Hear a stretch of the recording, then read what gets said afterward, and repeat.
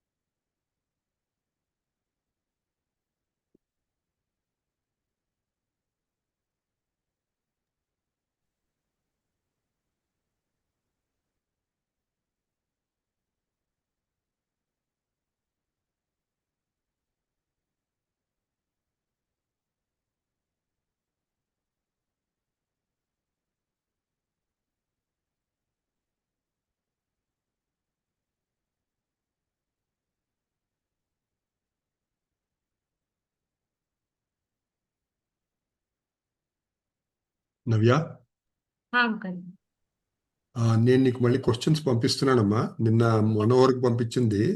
కొంచెం లాస్ట్ క్వశ్చన్లో మాత్రం ఒక ఎక్స్ప్లెనేషన్ ఉంది. మిగతాదంతా అట్లాగే యాజ్ ఇట్ ఈజ్ ఆ, నేను ఇందులో పంపించాను కదమ్మా, ఉమ్, సత్సంగ్ గ్రూప్లో పంపించాను కదా, అట్లాగే ఉంటుందా? So okay. దాని గురించి గాబరా పడే పని లేదు. ఉమ్,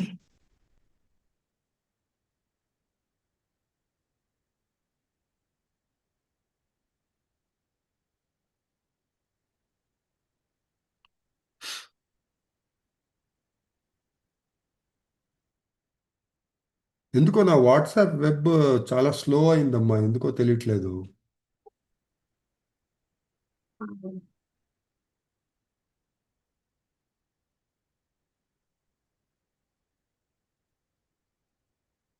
వాట్సాప్ డెస్క్టాప్ యాప్ ఇన్స్టాల్ చేసుకుంటే బాగుంటది అంకల్. వెబ్ కాస్త స్లో అవుతుంది, లోడ్ ఎక్కువ అయిందేమో. అదే ఇప్పుడు మేబీ. ఏమవుతుందంటేనమ్మా, డెస్క్టాప్లో లోడ్ చేసుకుంటే ల్యాప్టాప్లో మొత్తం మెసేజెస్ అన్నీ వచ్చి ల్యాప్టాప్లో కూర్చుంటాయి. అవి మళ్ళీ డిలీట్ చేస్తూ కూర్చోవాలి.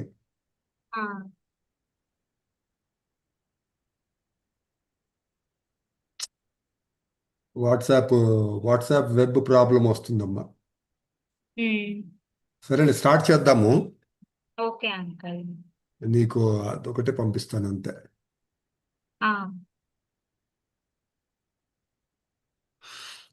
అదే నువ్వు మాట్లాడుతూ ఉంటే అప్పుడు పంపించేస్తానమ్మా. Okay uncle. ఓకే, స్టార్ట్ చేద్దామా అంకల్? స్టార్ట్ చేసేద్దాం, టైం అయింది కదా. ఓకే. ఓం శ్రీ శ్రీ శ్రీ శివబాలయోగి మహారాజ్ की जय। ఓం శుక్లాంబరధరం విష్ణుం శశివర్ణం చతుర్భుజం ప్రసన్నవదనం ధ్యాయేత్ సర్వవిఘ్నోపశాంతయే। అగజానన పద్మార్కం గజాననమహర్నిశం అనేకదం తం భక్తానాం ఏకదంతముపాస్మహే।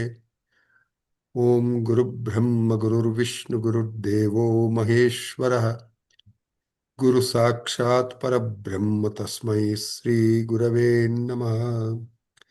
అఖండమండలాకారం వ్యాప్తం येन చరాచరం తత్పదం దర్శితం येन తస్మై శ్రీ గురవే నమః।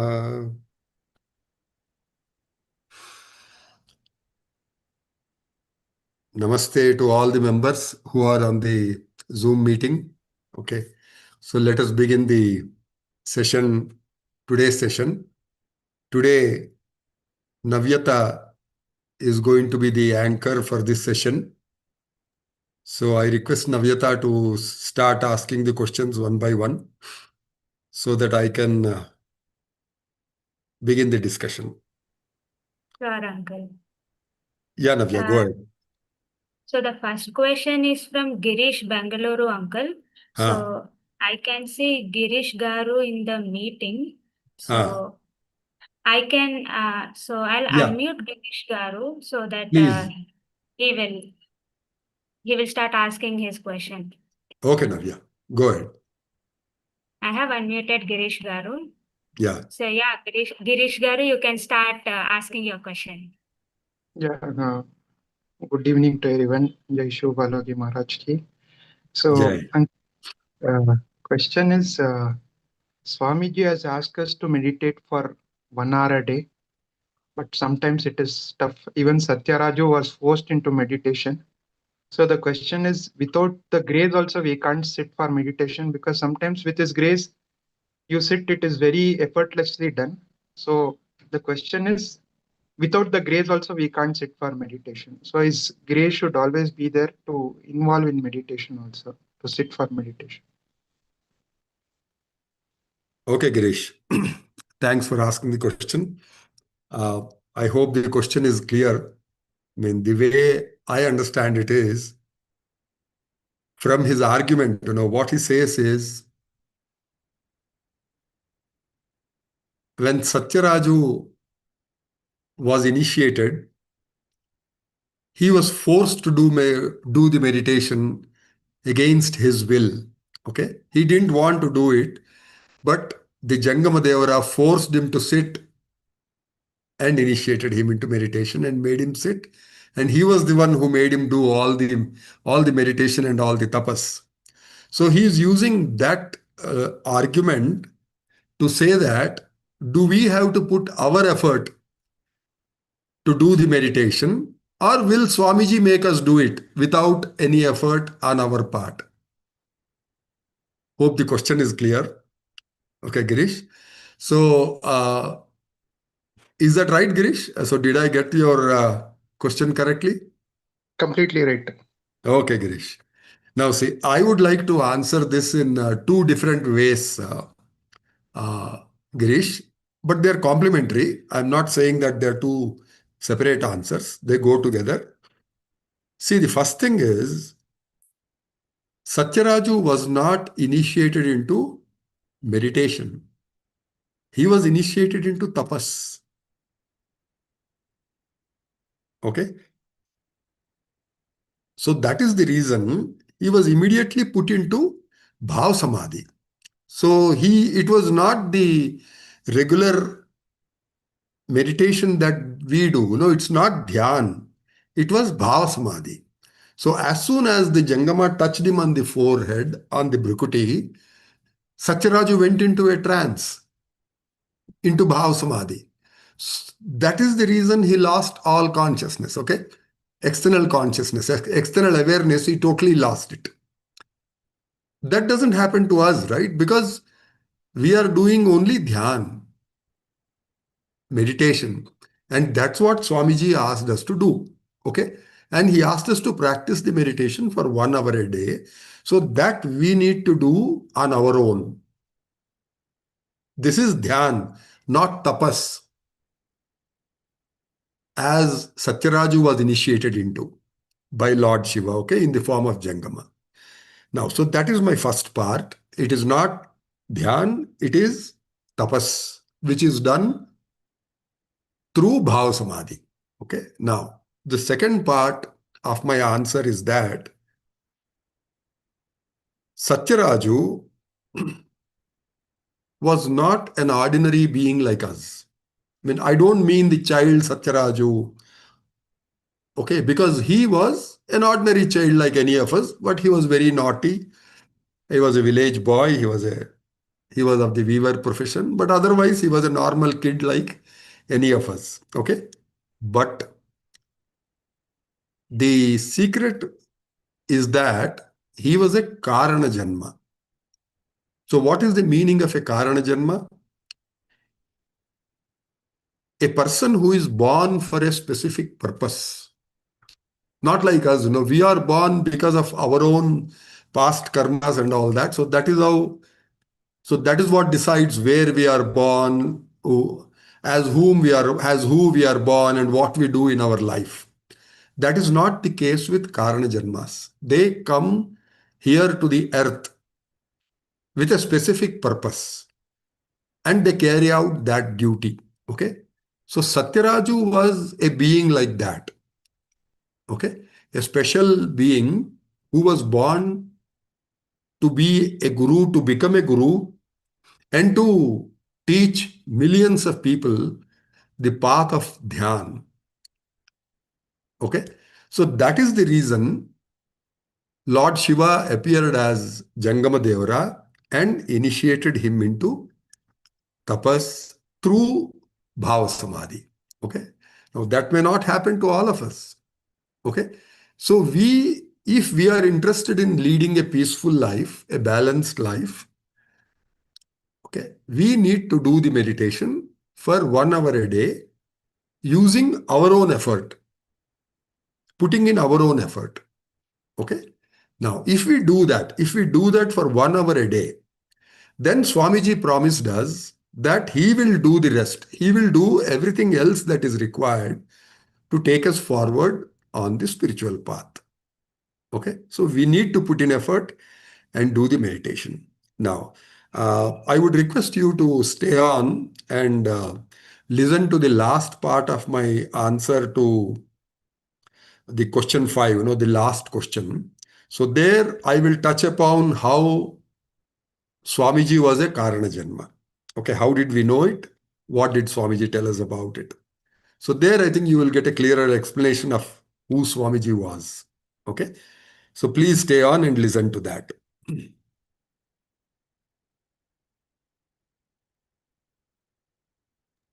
Okay. Yeah, Navya. Oh, So that is the answer to the first question. Girish, is it clear, Girish? Yes, yes, uncle. Okay, Girish. Thanks. if anybody has any follow-up questions related to what was discussed now, you can raise your hand so that we will unmute you and you can ask your question. Okay, so shall we go on to the next question, Uncle? Yes, Navya, please. The second question also is from Girish Garu only, Uncle. Yeah, So, right. yeah, he is unmuted, Uncle. So, Girish Garu, Okay. you can go ahead and ask your question. Yeah. Uncle, this is on the jata, like only the people doing tapas get the jata, like an observation. So, Huh. like, what is the significance of it, and how Swamiji removed it? Because it is still in Bangalore ashram, no? So why he Yes. removed it, or Yeah. still Okay. it holds the power and significance of it? Uh, See, it is not true, as you say, that only yogis get jatas. Okay. I have seen a number of people who have jatas. Okay. Very long jatas. And I mean, by jata, we mean matted hair. For those who don't understand the Sanskrit term or the Indian language term of jata, it means matted hair. Okay. Balu, can you show the picture, Balu, of Swamiji's jata during his tapas?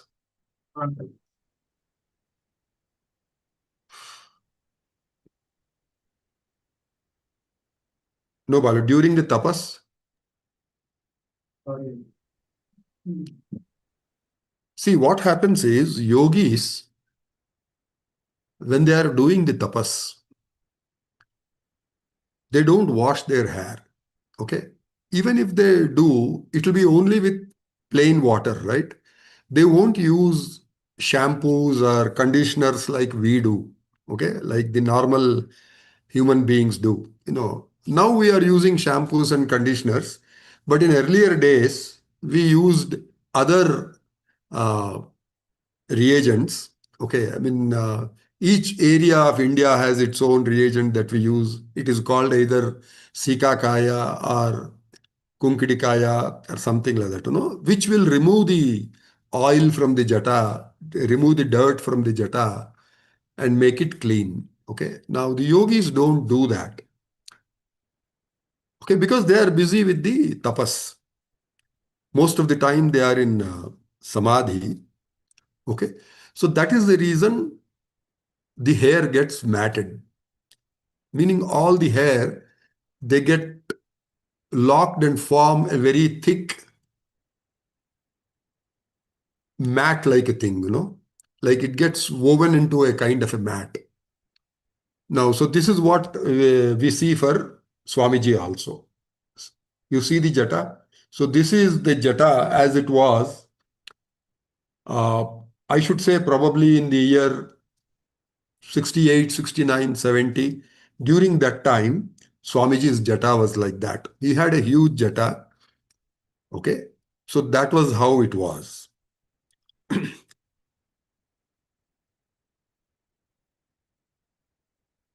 Now, the significance of the jata, I'll come to it a little later on.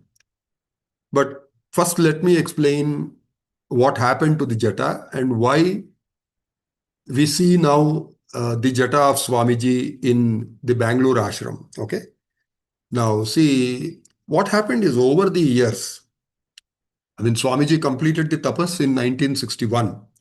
But by that time itself, he had a long, huge jata. Okay. Now, so after that, he started traveling. He started traveling by car first. Then he traveled by air and all that. And all the time, he had to bear with the jata. Okay. Now, as time went on, as years passed by, he lost his hair like we all do. Okay. So, after a few years, what happened was only a few hairs were attached to his scalp. Okay. And the whole jata, the whole heavy jata was being supported by those few strands of hair on his head. Okay. So the jata used to pull on those few strands of hair, and that used to cause a lot of discomfort and pain for Swamiji.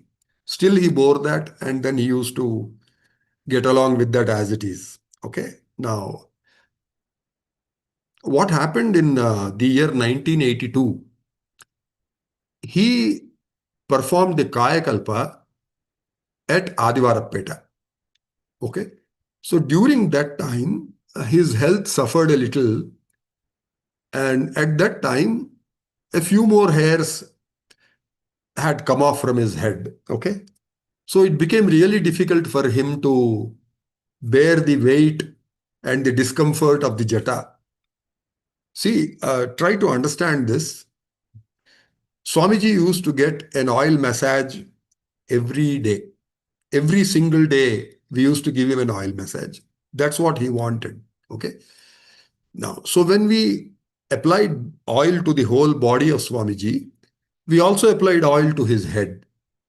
So that oil would get into the jata. Okay. Now that had to be cleaned. So we used to apply a shampoo and clean it. And after cleaning, it needs to be dried. So it used to take a long time for the whole jata to be dried. So that was a difficult exercise, and it had to be repeated every day, daily basis. Okay.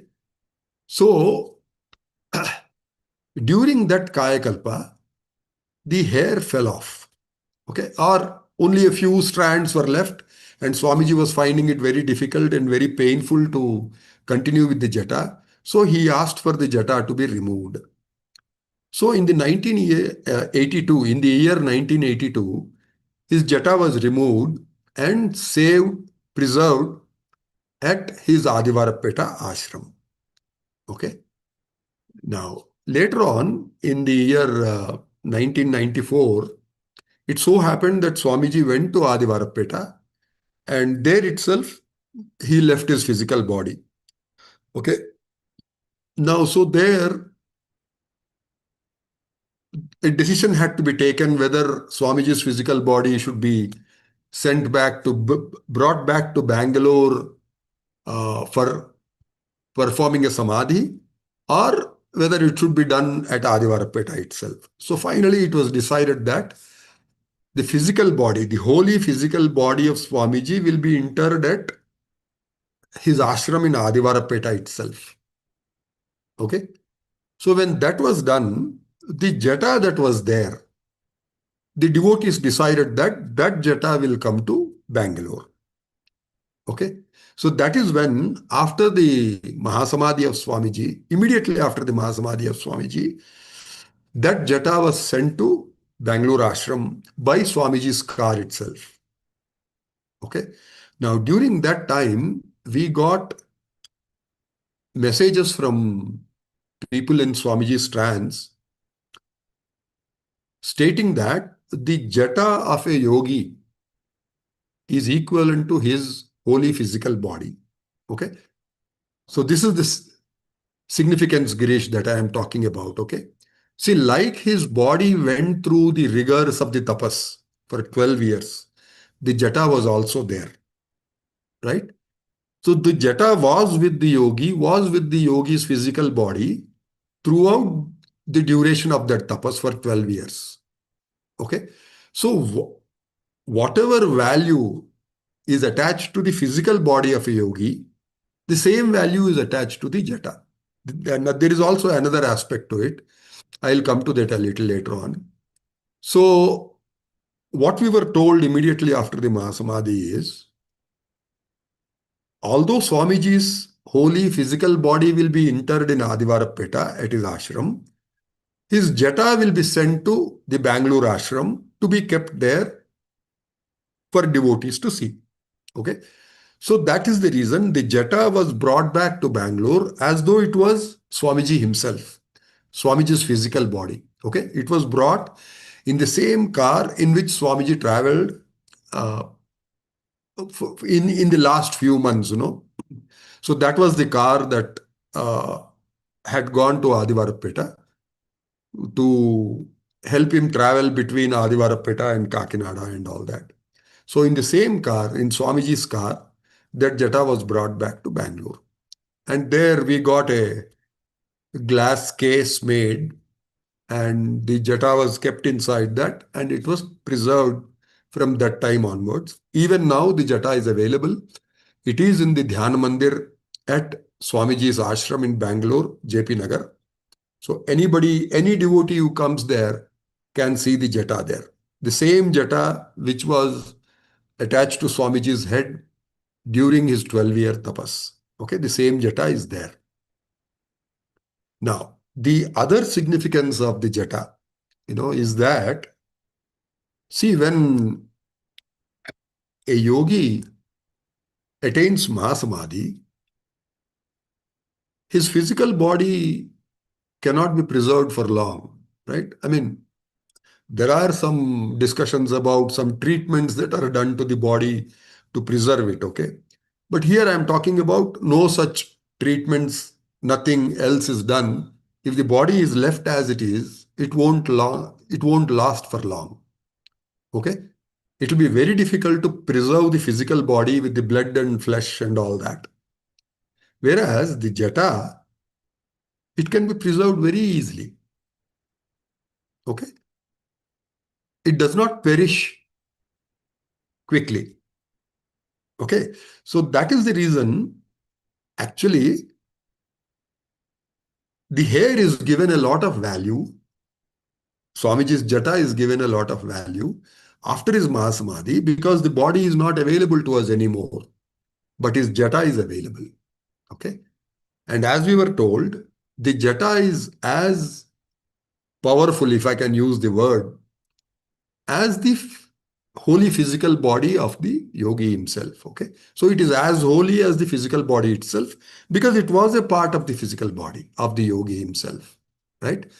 So that is the reason we were advised to create jata samadhis, meaning where, see, there is only one samadhi where Swamiji's physical body is interred, right? So we cannot have more than one samadhis for the physical body. However, with the hair, even if we have a small piece of hair, that can be put into a samadhi, and that samadhi will be equivalent to the samadhi where his holy physical body is interred. It will have as much spiritual power as Swamiji's physical body had. Okay, so that is the reason we were advised to create jata samadhis. And the samadhi in Bangalore, it is not called the Samadhi now. It is called the Shiva temple, which is in the center of the ashram in JP Nagar. That is where we put Swamiji's small piece of jata and a few artifacts of Swamiji, meaning the bowl from which he used to eat, the teaspoon or the spoon with which he used to eat, then a shawl that Swamiji used, a towel that Swamiji used, a kaupinam that Swamiji used. So along with all these, we also put in a piece of jata of Swamiji there. So that is why it is called a jata samadhi. A similar jata samadhi was also created in Dodbalapur around the same time. This samadhi in Bangalore was created on the 10th of April, 1994. So that was about 10-12 days after Swamiji left his physical body. Almost around the same time, another Jata Samadhi was created at Swamiji's ashram in Dodbalapur. Okay, so to my knowledge, there is a Samadhi at Adivarapeta where his physical body is interred. Then there are two Samadhis, Jata Samadhis, one in the Bangalore ashram of Swamiji and one at the Dodbalapur ashram of Swamiji. Okay, so these are considered spiritually as powerful as the Samadhi at Adivarapeta. Okay, so right now what we do is, if we want the Vibhuti blessed by Swamiji, we keep the Vibhuti on any of these Samadhis and we pray to Swamiji to bless it. Okay, we ask for Swamiji's blessings for whatever purpose we need the Vibhuti. We need to use the Vibhuti. Okay, so it is considered equivalent to Swamiji taking the Vibhuti into his hands and blessing it as he used to do while he was in his physical body. Okay.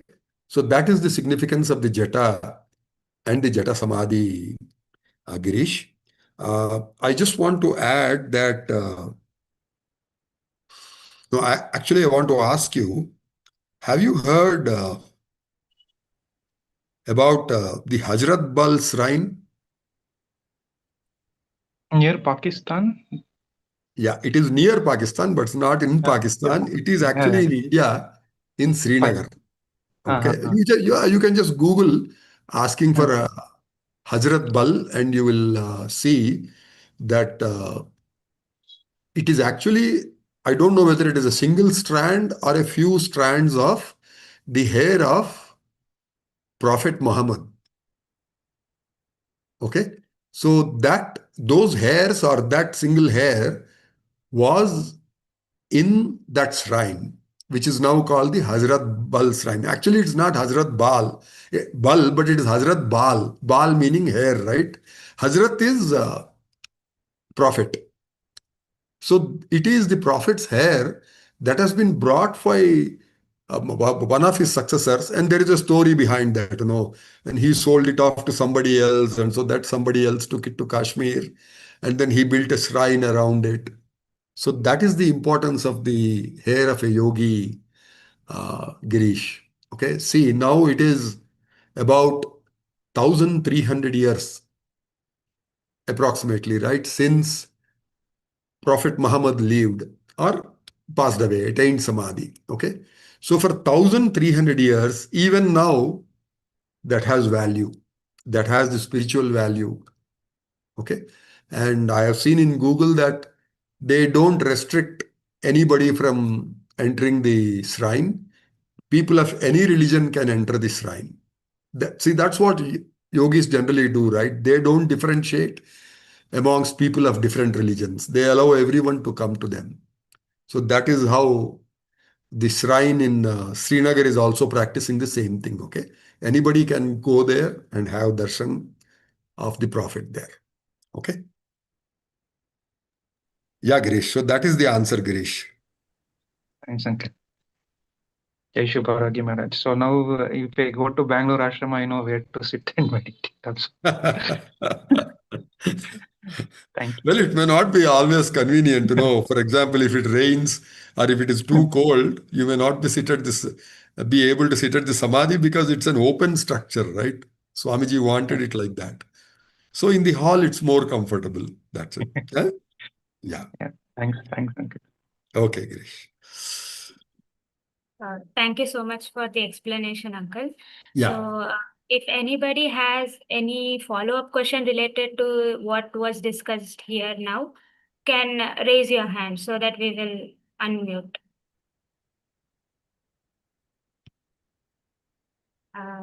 Okay, Uncle. Shall we move on to the next question, Uncle? Yeah, Navya, please go ahead. Now, The is Vaishnavi here in the meeting or? I cannot see her in the meeting, Uncle. Okay.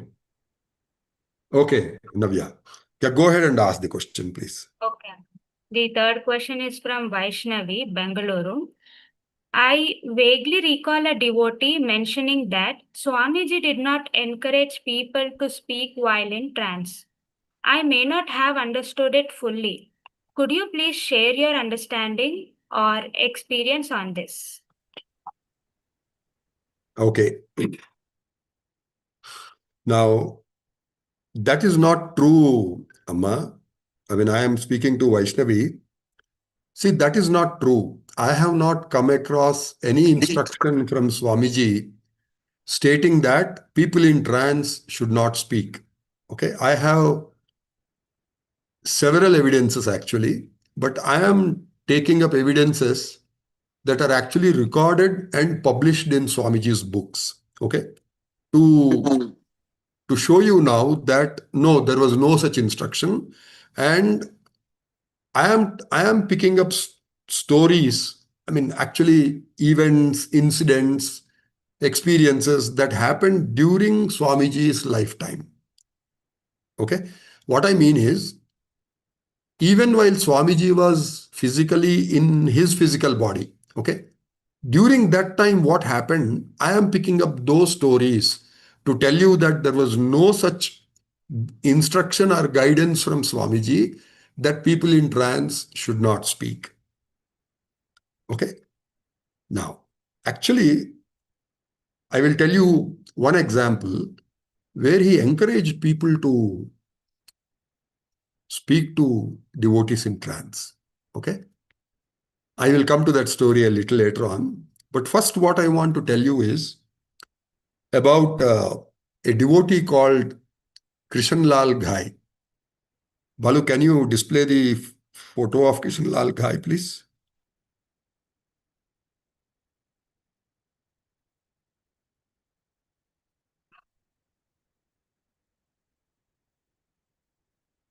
See, the person in the white shirt, he is standing in front of Swamiji, right? Swamiji is seated on the dais and he is in dhyan, meditation. Okay. So actually, Krishanlal Ghai was the one who started that ashram. See, the ashram where Swamiji is seated on the dais is Swamiji's ashram at a place called Sambhar Lake, which is situated in Rajasthan. It's about a 3-hour journey from Jaipur. So that was amongst the first ashrams that was built for Swamiji. Okay. He used to go there regularly, like once in a year. And he used to meet with the devotees there, spend time with them. He used to stay there for a few days. Okay. And the devotees enjoyed his company very much. And he used to play with them very, very much. Okay. So there, the first devotee of that area, he came to Swamiji through his boss. What I mean is, there was a devotee by the name of Lamba, Bhag Singh Lamba, who was amongst the first devotees of Swamiji, who came to Swamiji even while Swamiji was doing tapas. Now, how did he come there? A little bit of a story. So, he was the Salt Commissioner of India. Okay? That means he was the head of the department which regulated or controlled or encouraged the production of salt from salt water of the seas, ocean, or even lakes like Sambar Lake. Sambar Lake actually means a salty lake. Sambar is for them salt in the Rajasthani language. So Sambar Lake is salt lake. Okay. It's not connected to any of the seas, but the water there is so salty that they make salt out of it. Okay.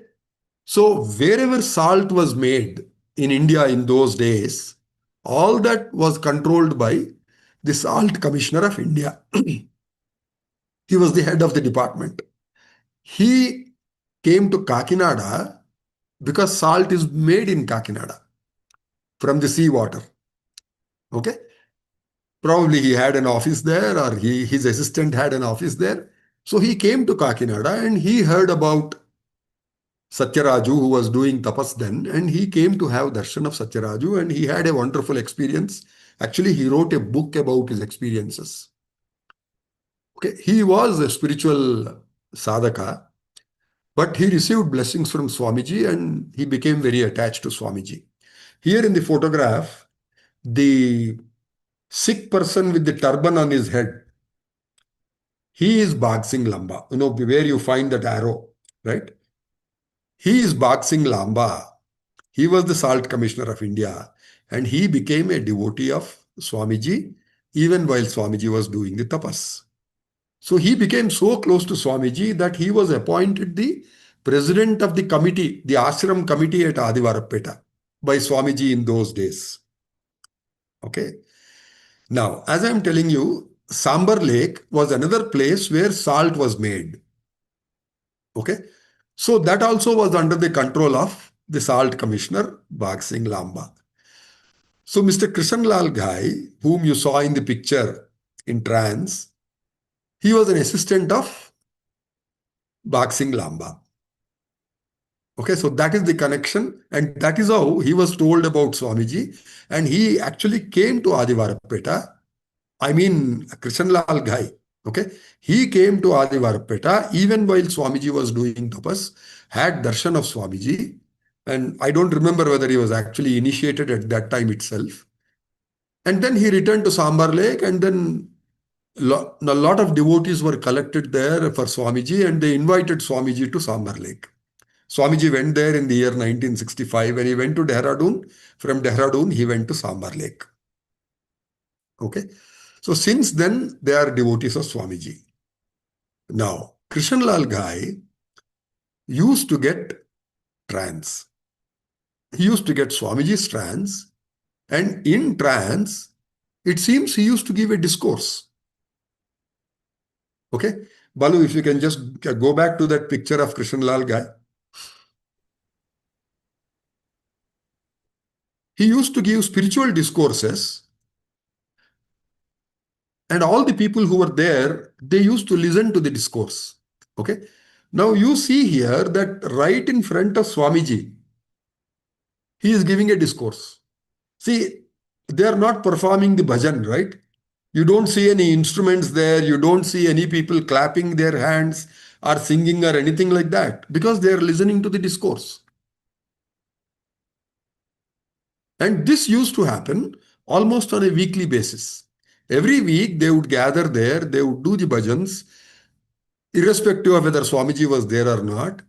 And after the bhajans, Mr. Ghai would give a spiritual discourse as to what human beings should do and what values should they have about all these subjects. Okay, just like any other spiritual discourse that we listen to. And he was doing it in trance. He was not a person who was used to give a discourse. Okay, but when in trance, he used to give a discourse. Now, so when this happened right in front of Swamiji, and Swamiji knew very well about this, had Swamiji discouraged people from talking in trance, Swamiji would have stopped him right then. And being a devotee, he would have listened to Swamiji and he would have followed orders of Swamiji. So I don't think it is correct to say that Swamiji advised people in trance not to talk. Okay. Now, this is the first example, first evidence that I gave you. Now, let's go to the second evidence. This is a very interesting experience. And actually, the person who had this experience, he himself wrote it down and sent it to Tom to be published in his book. Okay, so it is published in Tom's books, both in Swamiji's Treasure as well as in the latest book, which is The Life of Shivabalayogi. Okay, in both these books, it is printed. Okay, unfortunately, we could not find a picture of this devotee. His name was Vireshaya. He is no more now. He passed away a few years ago. Okay. So this story is taken from Swamiji's Treasure. He was a very close devotee of Swamiji, but this tells you how he actually became a devotee of Swamiji. So I'll try to read it quickly because it is in his language and he has written it very well. And I want to read it in his language because I want you to know that this is what Vireshaya himself is telling us. Okay? So his letter, whatever he wrote to Tom, is published in the book as it is. So I will just read it quickly so you will understand what he's saying. Mr. Vireshaya was working in Pune at that time. Okay? But his native place was in Karnataka. Okay? So this incident, no, and let us begin reading his letter. I heard about Swamiji Sri Shivabalayogi Maharaj of Bangalore from my wife and in-laws. I knew that my father-in-law was an ardent devotee of Swamiji. I did not have his darshan by then. However, I did not know much about trance. Okay. Sometime later, in 1975, while I was visiting my native place, which is also my in-laws' place, one of my brothers-in-law was doing arti to Swamiji's photo at my in-laws. When Swamiji came upon him, my brother-in-law was made to sit, and incense and arti was offered to him as if he was Swamiji. People were prostrating to him and touching his feet. To my surprise, a few even started asking questions of him. I, being a non-believer, thought all that was foolish. I had heard of devotees going into the trance of village deities, but how could a living human being like Swamiji come on a devotee in trance? Okay. My in-laws prodded me to prostrate to my young brother-in-law and ask him questions.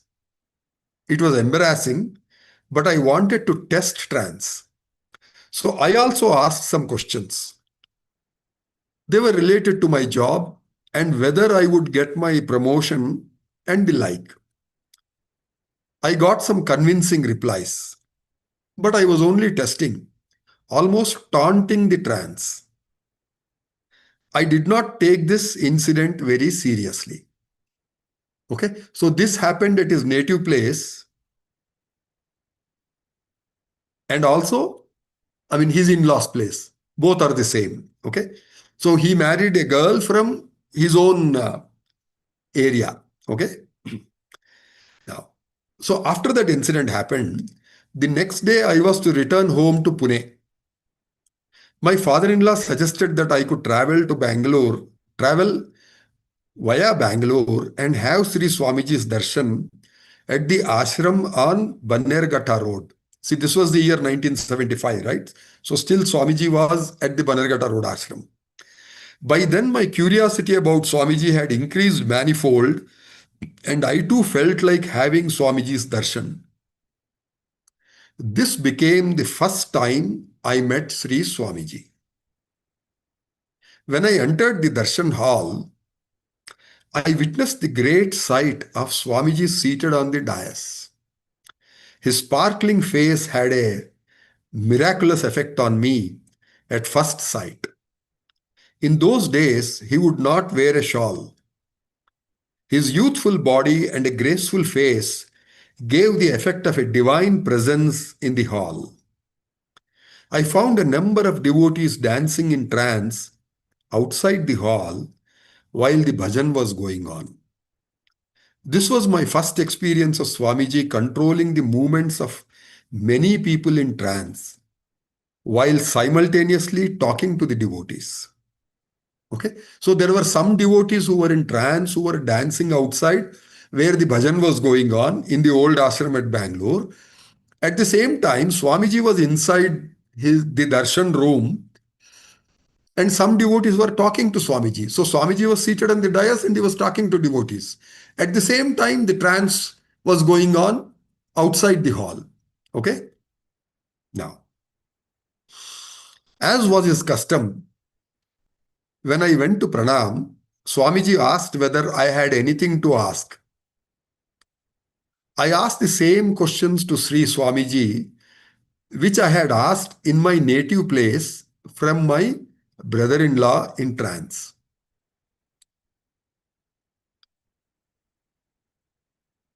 His simple reply was, I have replied to these questions to you at your hometown yesterday. Now this is Swamiji's answer, mind it. Why are you repeating those questions? Swamiji told me that I should believe in and take guidance from trance. Okay, so this is a devotee's first-hand experience. He is telling us what Swamiji told him about trance. I'll just repeat that. I have replied to these questions to you at your hometown yesterday. Why are you repeating these questions? Swamiji told me that I should believe in and take guidance from trance. Okay. Now that can happen. I mean, how can you take guidance from trance if people in trance don't talk? Clear? So Swamiji himself is encouraging people to believe in trance, trust in trance, and take guidance from them. Okay. I was amazed. I'm continuing reading his letter. There was no chance that anyone could have conveyed the questions I asked of my brother-in-law at my native place to Swamiji in Bangalore. Remember, we are talking about 1975. No mobile phones. Not many homes even had landlines. Okay. Forget hand phones or mobile phones.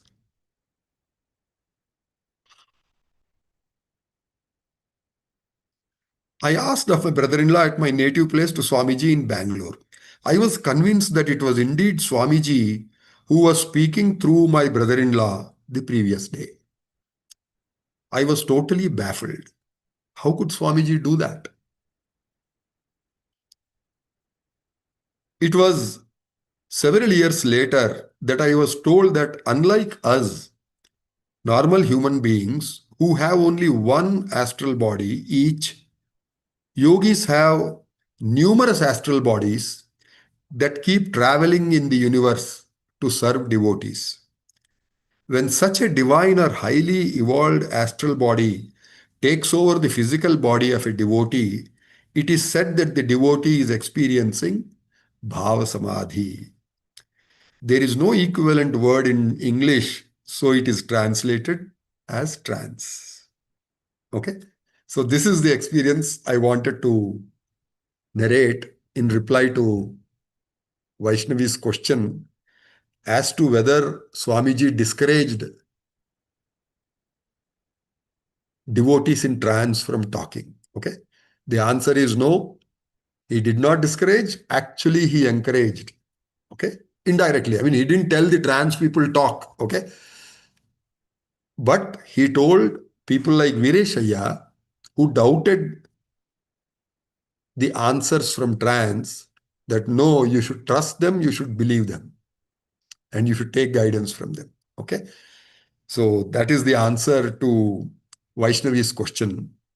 I'm sure we'll have more and more questions as we go along in the subsequent sessions of Satsang about trance. So we'll discuss more and more about trance. So all of us learn about trance, are clear about trance, and how Swamiji used it. Okay. Thank you. Yeah. Yeah. Yeah, Thank Navya. you. It was a very So nice discussion and story. Uh, yeah. then, so if anybody has any follow-up questions on this, you can raise your hand or put it in the chat so that we will unmute you so that you can ask the question. If nobody has a question, can we move on to the next question, Uncle? Yeah, Navya. So there's nobody who has any question, right? Yeah. The next question is from Sanjay Uncle. Is He is Sanjay in there? the Yeah, he's yeah there, right? I can see him. Yeah. yeah So unmute him, Amma. sure, Uncle. Yeah, I have unmuted him. Yeah. Sanjay Uncle, you can go ahead and ask your question. Yeah, Jai Shivabalayogi Maharaj, Namaste, Jai Jai. Shana. Jai. Jai Yeah, Sanjay. just a Namaste. thought, Namaste. Just a thought occurred to me that Swamiji's initiation through Jangama Deva, Deva it happened. Why Lord Shiva did not do it himself uh, in his original form? That's a small doubt I had. So I just asked you this question. Okay. Okay. Now, so just to clarify that, what Sanjay is asking is that why did Lord Shiva manifest in front of Satyaraju as a Jangamadevara to initiate him into tapas, and not as Lord Shiva himself in his original form, in his true form. So what do we mean by a true form? His complexion would be white.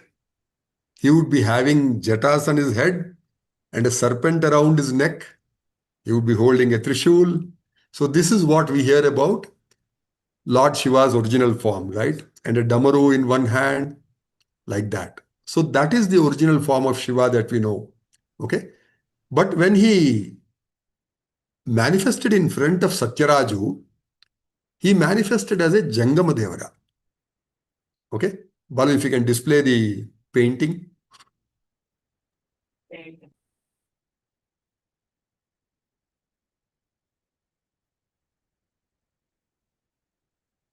Yeah.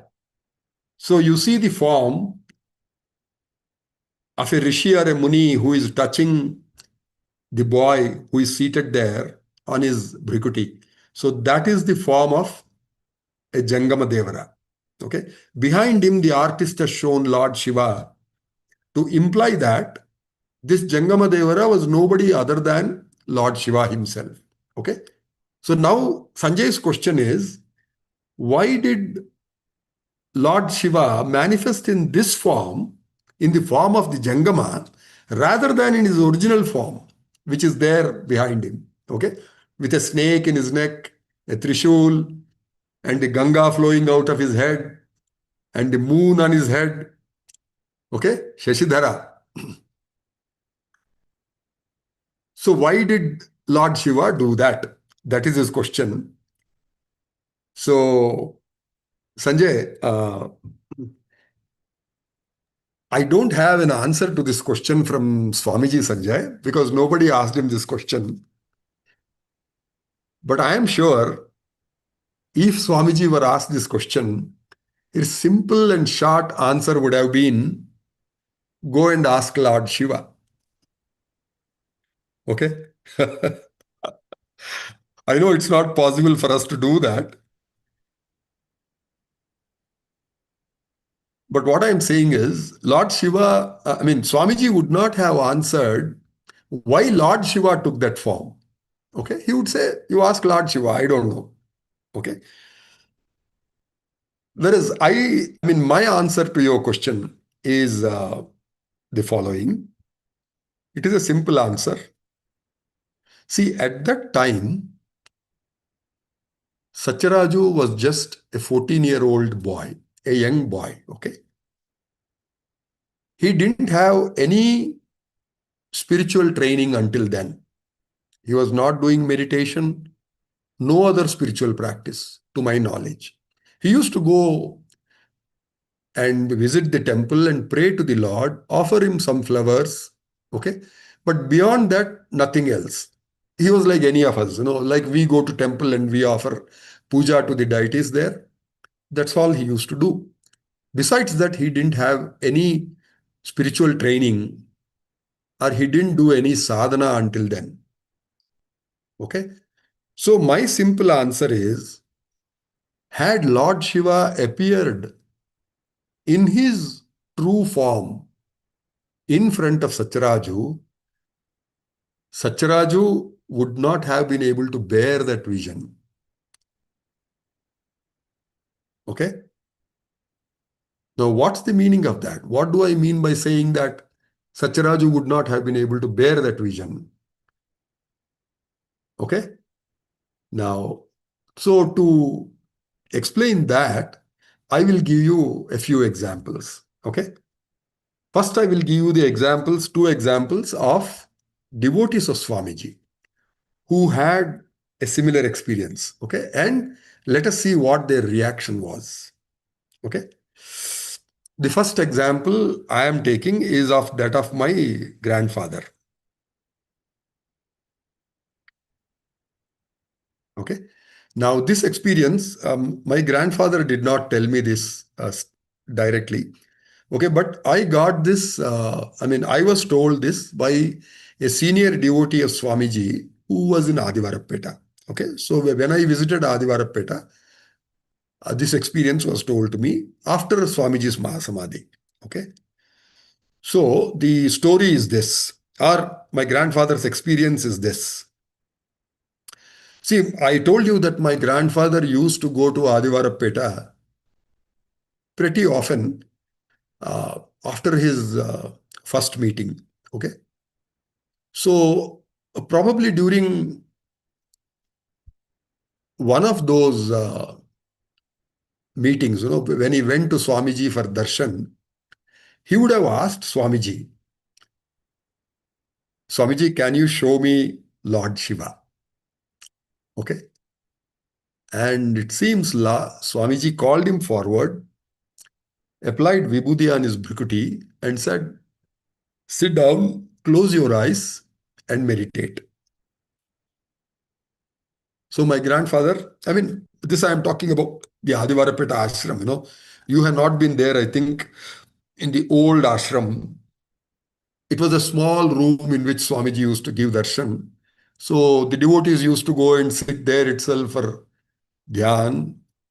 Swamiji used to initiate devotees there itself. So like that, my grandfather was there and then he was asked to sit there and do the meditation. Just like your father was asked to do the meditation, okay? Madhav Kabe, your father, was also asked to do the meditation there itself, right? So when my grandfather sat for meditation, after a while, it seems he seemed very struggled, he was struggling and he looked very terrified and suddenly he opened his eyes. Okay. So then Swamiji looked at him and said, oh, grandfather, why did you open your eyes?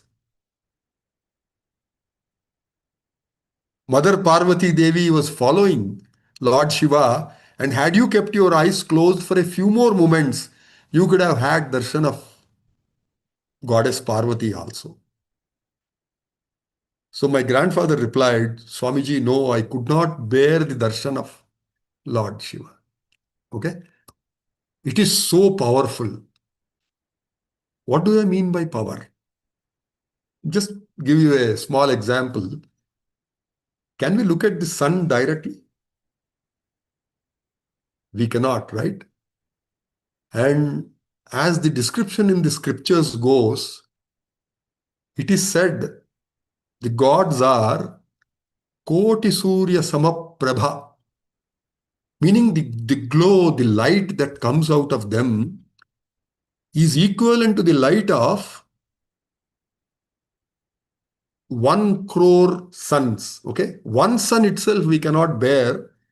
And imagine looking at a sun which is 10 million times more powerful than the sun that we see in the sky today. Okay. Now imagine that sun is so many million kilometers away from us. Here the God appears right in front of you, manifests in front of you. And this is how it is described. Koti Surya Samaprabha. Okay. So that is at least one of the reasons why normal human beings will not be able to bear the vision of the gods. Okay. They require a lot of spiritual training to be able to even look at God. Okay.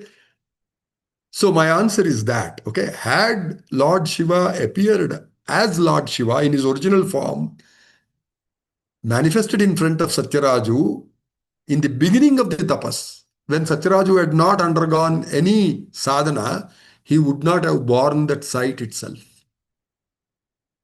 Okay. Now let me go to the second example, which is also of a devotee of Swamiji. Okay, this was told to me by Shiladitya. This happened in Adivarapeta ashram, I think probably in the year 1986 or 87. Okay. So Swamiji had been to Adivarapeta for the Mahashivratri that year, like he used to go every year. Okay.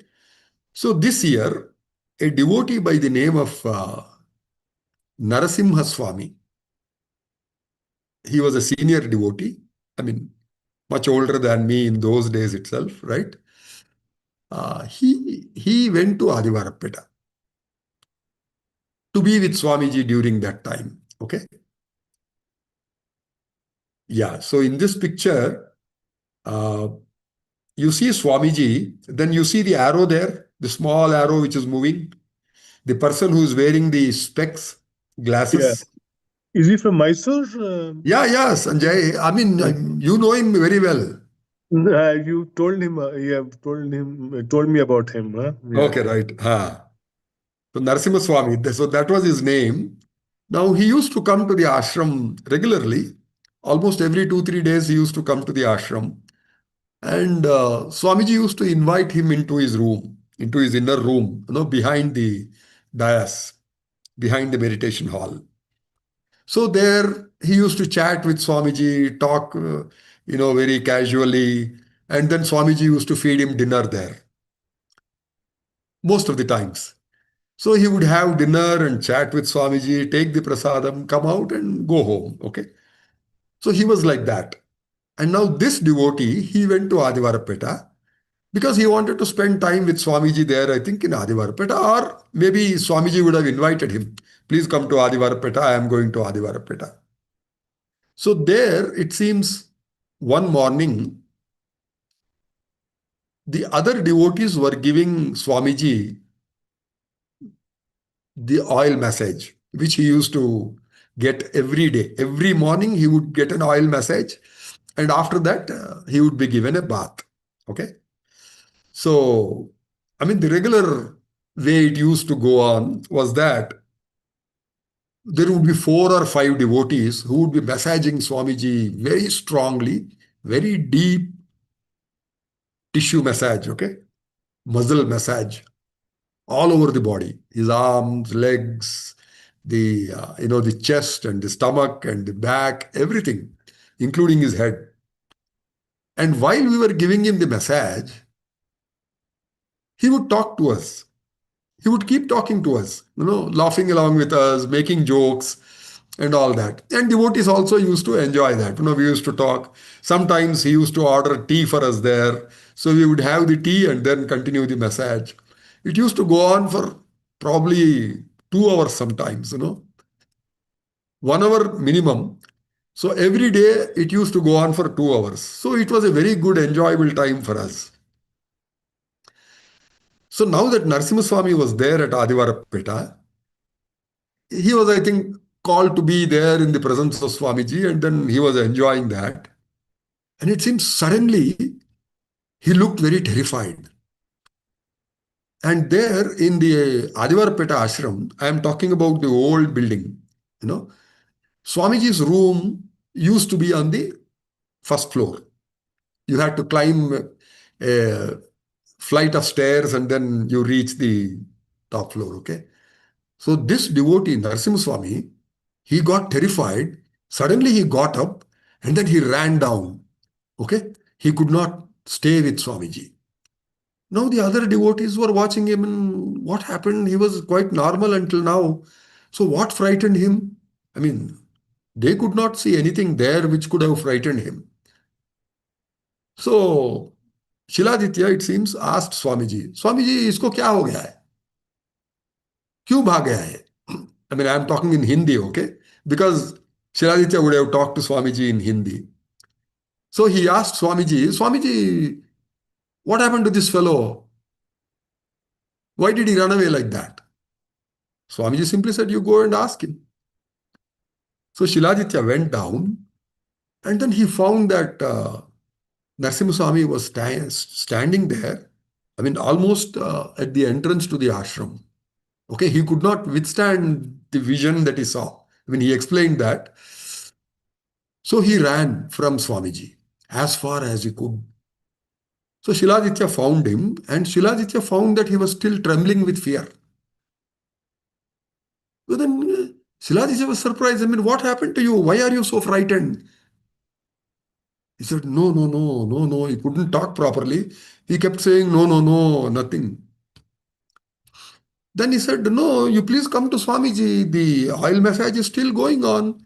You can come to. He said, no, no, no, I cannot come there. My God, I cannot come close to him. Then Shiladitya asks, what happened? Why are you so frightened? Please tell me what happened.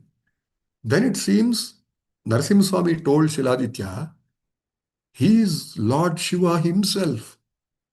We don't know that, we ignorant guys. We don't understand that he is Lord Shiva. We play with him, we crack jokes along with him. We do whatever, we behave like he is an ordinary man. He is not. He is Lord Shiva himself. Then slowly he explained that he could see Swamiji in the form of Lord Shiva himself. No, I mean, I don't have a very clear description, but probably with the snake around his neck. And so that frightened him so much that he got up and ran away. Okay, Sanjay? So this is another example of one more of Swamiji's devotee who could not withstand the vision of Lord Shiva.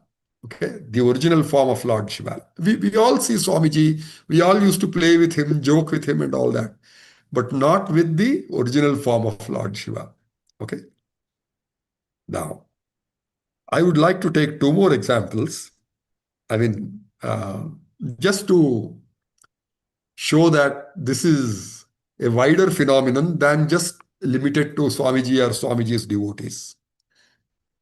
The very well-known example of this kind of a, I don't know what to say, I don't want to call it a problem, so I'll say it's a phenomenon, okay, is that of Krishna and Arjuna. During the famous Bhagavad Gita, right? That probably is the most popular part of Mahabharata. During the Bhagavad Gita, we all know that at one moment, Lord Krishna showed his Vishwarupa to Arjuna. Okay? And there is a description of that Vishwarupa.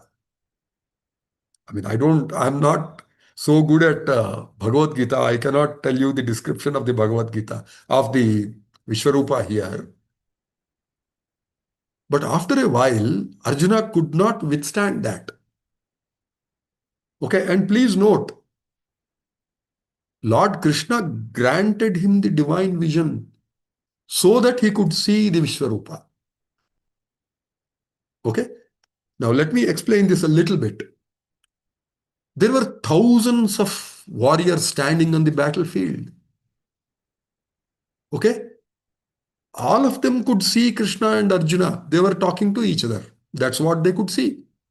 They did not see the Vishwarupa. That is because none of them had the divine vision. Only two people had it. One was Arjuna, who was right in front of Lord Krishna. The other person was Sanjaya. I don't mean you, Sanjay. I mean the Sanjaya of the Mahabharata. Okay? He was given the divine vision so that sitting at Hastinapura, he could watch what all was happening on the battlefield of Kurukshetra and narrate it to Dhritarashtra, the king. Okay? So Sanjay was given the divine vision so that he could see from there. From Hastinapura, he could see what was happening in Kurukshetra. Okay? And he could see the Vishwarupa that Arjuna saw. Nobody else. Nobody else saw the Vishwarupa. Okay? So that is why I say Arjuna could see it because he was granted the divine vision by Lord Krishna. And in spite of that, after a few moments, Arjuna started crying. My Lord, please, please return to your normal form. I am unable to withstand the vision, this gigantic vision, I am unable to withstand this. Please return to your normal form of Sri Krishna. Okay? And Sri Krishna was telling him, not many people are as fortunate as you are to get a vision of the Vishwarupa. You got this. Okay. Now, please also note that before the Bhagavad Gita happened, before the Mahabharata Yuddha, the war happened, Arjuna had performed 1 year tapas. Lord Shiva appeared in front of him, manifested in front of him, and gave him the Pashpatastra. So Arjuna was not a normal human being like us. In both senses, in the worldly sense of a warrior, he was the best warrior in the world. Also, in the spiritual domain, he was a tapasvi. He had done tapas for 1 year. And such a tapasvi, such Arjuna, could not withstand the vision of the Vishwarupa for more than a few moments, in spite of being given the divine vision. Okay, Sanjay? So this is the answer. Now, I'll take another example, okay, which is not, I think, as popular as the Bhagavad Gita, but those who have read about Ramakrishna and Vivekananda, they know this experience, okay? See, this was the time when Naren, as his name was in those days, okay? Vivekananda's name was Narendranath. So he was called Naren for short. So these were the days, those were the days when Naren had just come to Ramakrishna, to his ashram, okay, at Dakshineshwar. And then he would listen to Ramakrishna, and Ramakrishna would talk to a number of other devotees. And Ramakrishna would talk about, everything being God. Like there is nothing where there is no God. Right? Just like we say, anu, anu. In every atom, there is God. That's what we say. So, Ramakrishna used to say that, it seems. Now, Narendranath heard that and he felt it was very silly. So, he was actually talking to the other fellow devotees and making fun of Ramakrishna. Okay? So, his first impression of Ramakrishna was that Ramakrishna was a madman. Okay? So he was saying, what kind of a madness is this? He says that everything is a God. How can everything be God? How can the chair be God? How can the table be God? How can everything be God? He is just crazy. He is just mad. So this is what he was talking to some other devotees who were seated there. And he was actually making fun of Ramakrishna. Okay. So Ramakrishna learned about this. He called him closer. And there are two versions of this. One version is that he touched Narendranath with his hand on his chest. The other version that I read is that he actually touched him with his toe, the toe of his foot on his chest. And immediately, Narendranath, that is Vivekanand, he got the divine vision. From that moment onwards, everything looked like God to him. Wherever he saw, whatever he did, God was always with him. I cannot explain that experience. So please try to imagine that or understand that. So he was very perplexed, he didn't know what was happening. So everything looked like God to him. And then it seems he returned home. Okay. And even at home, he could not eat, he could not drink, he could not sleep because everything was looking like God to him. The plate from which he ate, the glass from which he used to drink water, okay? The food, everything was looking like God to him. He didn't know what to do.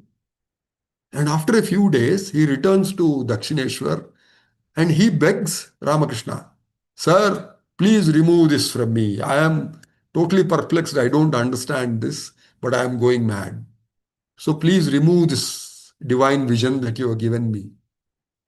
So after Ramakrishna withdrew that is when Vivekananda or Narendranath returned to his normal vision. Okay. So he led a normal life after that. Okay, Sanjay. So these are the examples I wanted to discuss with you so that you understand why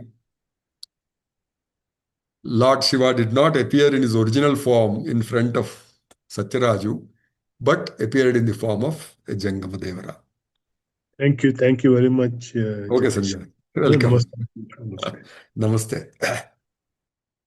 Yeah, Navya. We have a few more minutes, probably 15 minutes. So let's see what we can do about the next question. The next question is from Manohar Anna uncle. Is he there, Ma? Yes, uncle, I'm there. Okay, Manohar. Please go ahead. Uncle, yeah, I this mean, it's the question I old already question asked, Yeah. yes. How we'll be connecting after decades or centuries if Swamiji take another birth, or Yeah. how we'll be connecting in our next lives? Okay. Okay, Manohar. So the question is clear. I mean, we discussed this earlier also in earlier satsang sessions. And I have given you examples of my grandfather and also Tapaswiji Maharaj. Okay. And in the last session, we discussed the story of Mr. Gopanna, Mr. Komireddy Gopanna, who was also a devotee of Swamiji when Swamiji was Kabir, okay, in that lifetime. Okay. So in this session, I would like to spend the rest of the time discussing about a lady devotee whom Swamiji addressed as Mataji. Okay. I'll tell you the reason why he gave her so much respect. Now, I am talking about Maharani Kailas Kumari Devi. Okay. For a few years before we got the independence, she was the queen of a small kingdom in Orissa called Balangir. Or wait a minute, no, the kingdom was called Patna, and the capital, their capital was a small town called Balangir. So there she was the queen. Okay, so that is why she is called the Maharani. And the picture that you are seeing is that of the Maharani and her husband, late Maharaja Rajendra Narayan Singh Dev. Okay. So I would like to discuss in the next 10 minutes as to how the Maharani came to Swamiji. Okay. So that's what we are discussing now, how these devotees came to Swamiji again. Now, as I explained to you earlier, Bagh Singh Lamba, the Salt Commissioner of India in those days, he became a devotee of Swamiji because he came to Kakinada and he met Swamiji there. Okay. While he was still doing his tapas. So that time he invited Swamiji to his hometown of Dehradun, okay, which is in North India, close to the foothills of the Himalayas. Now, in the year 1965, Swamiji traveled to Dehradun, and Bagh Singh Lamba had arranged for Swamiji's accommodation at his home in Dehradun itself. Okay. So Swamiji used to stay there. Now, people used to come there and have his darshan, probably take the vibhuti and all that. Okay. So slowly the word spread that there is a yogi from Andhra Pradesh who has come here and who is staying here in Dehradun. So people used to come to him. Slowly the news reached uh, a saint there, a lady saint, who was very popular in those days, all over India actually, mostly in North India. Her name was Anandamoyima. Okay, that's the photograph of that lady saint. So she had an ashram in Dehradun. Okay, now her secretary, he used to come to Bhag Singh Lamba's place. So one day he came to Swamiji and he said, Swamiji, Anandamoyi Ma is inviting you to her ashram, so please come and visit our ashram once. So it seems Swamiji asked him, is this invitation from you or is this invitation from Anandamoyi Ma? So he replied, no, it is from Anandamoyi Ma. She herself is inviting you. So Swamiji said, in that case, please get a letter of invitation and then I will come. Okay. So he went back and then he brought the letter and he submitted it to Swamiji. So after he received the letter, he went to the ashram of Anandamoyi Ma. So there, the lady saint received him with a lot of affection. She was of a very old age by that time. Swamiji was a young man by that time, right? I am talking about 1965. So he was 30 years of age. Whereas this lady saint was pretty old by the time, probably 60, 70, I don't know exactly. Okay. So it seems she actually hugged him and she guided him into the ashram straight to her dayas, where she used to sit and give darshan. She led Swamiji there and she made him sit on her dayas. Okay. And because this program was prefixed, she had invited all her devotees to come and meet this new young saint from Adivarapeta, yogi from Adivarapeta. Okay. So among those devotees of Anandamoyi Ma, this Maharani was also there. Maharani Kailas Kumari Devi. So the moment she set her eyes on Swamiji, she was immediately attracted to him. Okay. And so what she did was, she inquired about where Swamiji was staying. Okay. Then she got the address. Then she came to Bhag Singh Lamba's house the next day. Okay. And as Swamiji used to do regularly, because these were new devotees, Swamiji, I think the queen and the king also came to Swamiji, and Swamiji initiated them into meditation, like he used to initiate all the people. So she took the initiation, and from that day, every day evening, she would make it a point to go to Bhag Singh Lamba's house and have darshan of Swamiji. She used to spend some time there, do the meditation there, and then go home. Okay, that is how she came to Swamiji. Now listen to this. One evening, it seems she went and asked Swamiji, Swamiji, please come to my house. We have a house here in Dehradun, so please come there and bless our house. And so Swamiji said, see, I have come here on the invitation of Bhag Singh Lamba. So please go and ask him. So this, she kept quiet. She didn't say anything. Then after a few days, it seems she again came to Swamiji. And she folded her hands and said, Swamiji, I invited you to my house. You asked me to ask Bhag Singh Lamba about it. Since then, I have asked him thrice. 3 times I asked him to give permission to take you to my home. He has not given me permission yet. Okay? Swamiji, in my lifetime, I have never asked anybody for anything. Okay? Now, because you asked me to check with Bhag Singh Lambaji, I went and asked him. And for the first time, I asked 3 times in my life, okay? And still the person has not said anything about it. So I am leaving it here.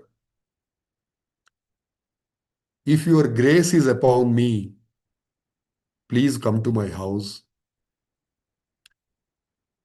and grant me the boon. Okay. But I am not going to ask him again. So it is up to you. If you want to come, please come to my house. So Swamiji said, okay, because you are inviting, I'll come there. No problem.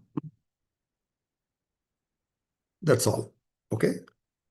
Now there, the practice of Swamiji in those days, I mean, even later he used to do that, was see, during the whole day, he would sit in that one single room, okay, wherever he was given a bed and all that. So he would stay in that room, he would eat in that room, he would not move out of that room at all, right? So that was his routine.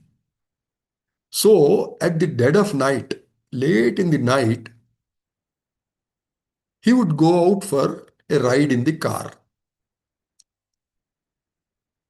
Okay. So one such night, when he was going in the car, it was a downhill road. Anybody who has been to Dehradun will know that. It is called the Rajpur Road. And I think Bagh Singh Lambas was up on the hill and the car was coming down the road. Then it seems Swamiji asked Adinarayana, who was driving the car, that lady had invited Swamiji to her home. Uh, have you taken her address? He said, yes, Swamiji. So do you know where it is? He said, yes, Swamiji, it is on this road itself, a little further down. If you go down the same road, uh, her home is to the left. He said, okay, is that so? Then you do one thing, because we are going downhill anyway, switch off the engine. And then we'll go down the hill, just like that, without, I mean, the engine being off. So there is no sound, okay? So it seems they were rolling down the hill and Kodandam, who was also in the car, who was accompanying Swamiji and Adinarayana, he got off the car and he started walking on the road, looking at the numbers of the houses. Adinarayana told him that the address of the house is 180C, 180C, Rajpur Road, Dehradun. Okay. So he was looking at the house numbers. Now, as they approached, he knew that the house was nearby. And then when he went there, he found that the gate was open. The gate of the house number 180C was open. He was a little surprised, how come late in the night the gate of the house is open? He was wondering and then he walked in because it was open. Because he wanted to talk to people and tell them that Swamiji has come. But as he was walking towards the building, suddenly all the lights in the house were switched on, it seems. So he was taken aback a little. He has entered a house, he has entered the premises of the house, the compound wall, he has crossed the gate and he has entered inside. And suddenly all the lights are switched on. So he was a little afraid that, will they mistake me for a thief? Is that the reason they are putting on all the lights? But still he walked forward. And then he saw that a number of people started walking out of the house. Okay? And to his surprise, to more surprise, they were carrying lamps in their hands, flowers, and items of worship, like haldi, kumkum, and all that, right? So they were carrying all those in plates, and a number of people, not just one person. So they all came forward. And Kodandam was perplexed, It was he who told us the whole of this story, okay? He was with Swamiji at that time. So then he was just watching. And then they came to the gate and the car stopped there. And they went and they received Swamiji. The Maharani was also there. She received Swamiji. She led him into the house. And inside the house, a dais was already set up for Swamiji. And she made Swamiji sit on the dais. Everything was ready to perform the Pada Puja of Swamiji. Okay, whatever was required, milk, water, the 5 nectars, flowers, fruits for prasadam, prasadam for those who have come. Everything was kept ready, it seems. So Kodandam was more and more surprised, at all these events. How did they come to know that Swamiji is coming? Swamiji did not tell them that he is going to come on this day, right? So how did they come to know? Then he asked them, it seems, because he could not hold back the curiosity. So he asked them, how did you come to know that Swamiji is coming today? Then it seems the Mataji replied, no, we did not know that Swamiji is going to come today. Then how come you have everything ready for Swamiji, to receive Swamiji, to do even the Pada Puja of Swamiji? How did you do that? She said, Swamiji has given me his word that he will come. And once he says he will come, I knew for sure that he is going to come. And I know he comes only at night.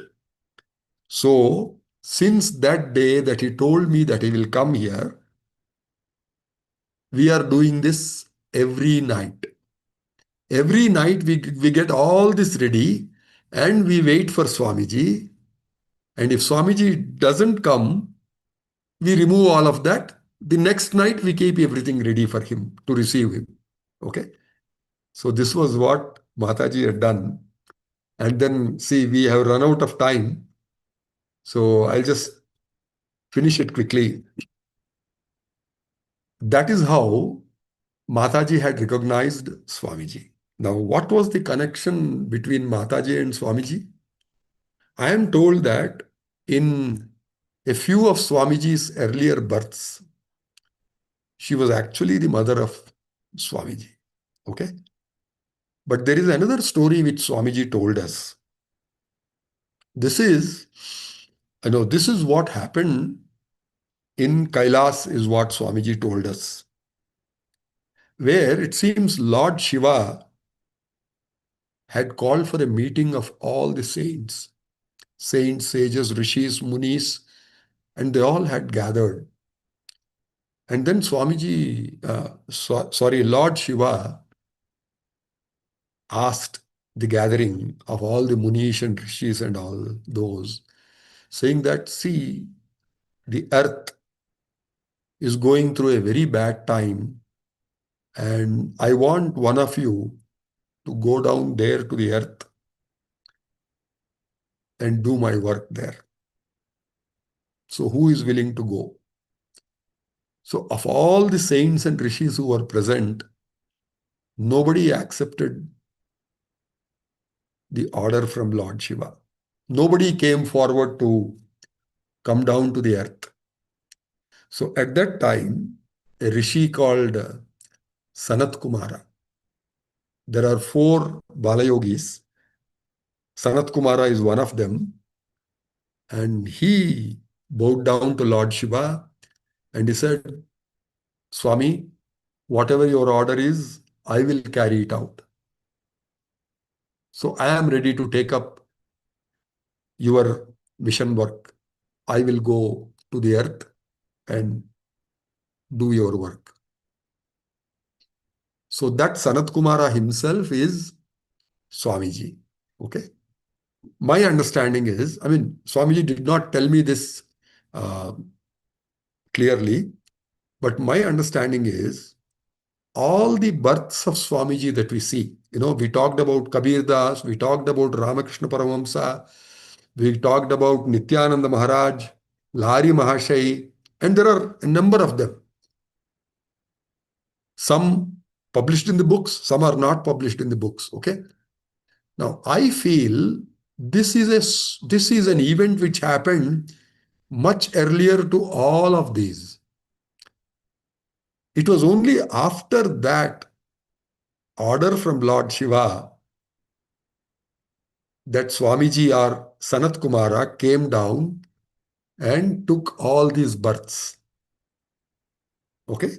Now, why am I telling you this story this time? It is because Swamiji told us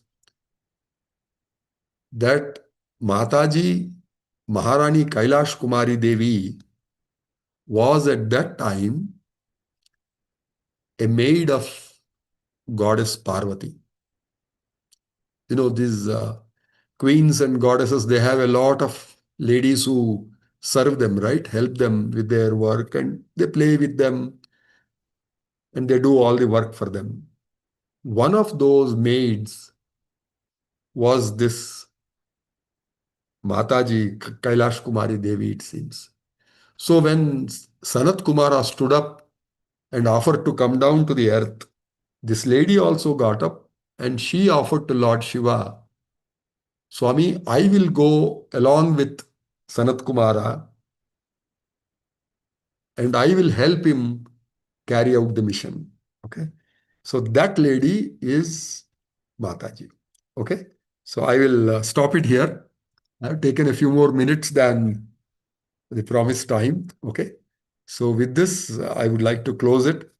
So, but I will remain here available for further discussion for another half an hour until 9 o'clock. So we can have an informal discussion. I will not take up any other questions that have come up in the Satsang group or otherwise. So we can have an informal discussion of any small doubts or questions that any of you may have. Okay. Thank you. Shri Shivabalayogi Maharaj ki jai. Yeah. So everybody has access to unmute themselves. So so anybody who has to share their thoughts or any questions, ask any questions. So feel free to unmute yourself and ask here. Thanks. You're an excellent NC now, taken over from. You're doing well. Thank you for your support for Jagadish. Yeah. Jagadish, what you're Yeah, saying Chandra. now, Good. satsang is really good and really Okay. enjoying it, every moment of it. Okay. And thanks for Thanks, that. Chandra. Yeah, and you are so alert and energetic even at this time of the night, which is amazing for No, our Sanjay. age. No, Chandra. I think at Singapore it is very late, but not in India. Yeah, yeah. No, it's not even our dinner time. So, I was yeah, just thinking, that yeah, what is coming out on the internet ah, now with all these things being said, it's going ah, to put things in the right perspective. okay, Yeah, which is good. There's a lot of things are colored now. What Swamiji's teachings are, so you're yeah, bringing back the focus to the truth, which is nice. I okay. appreciate that very much, and please carry on. Okay, This Chandra. space is wonderful. This space that Thank you're you very doing it. much. Thank you. Yeah. So Balayogi Maharaj ki Jai. jai. Thank you, Jagadish. With Swamiji's blessings, we should be able to carry forward this. Forever, please. Yeah. Okay, sir. Okay. Thanks. Anyone else?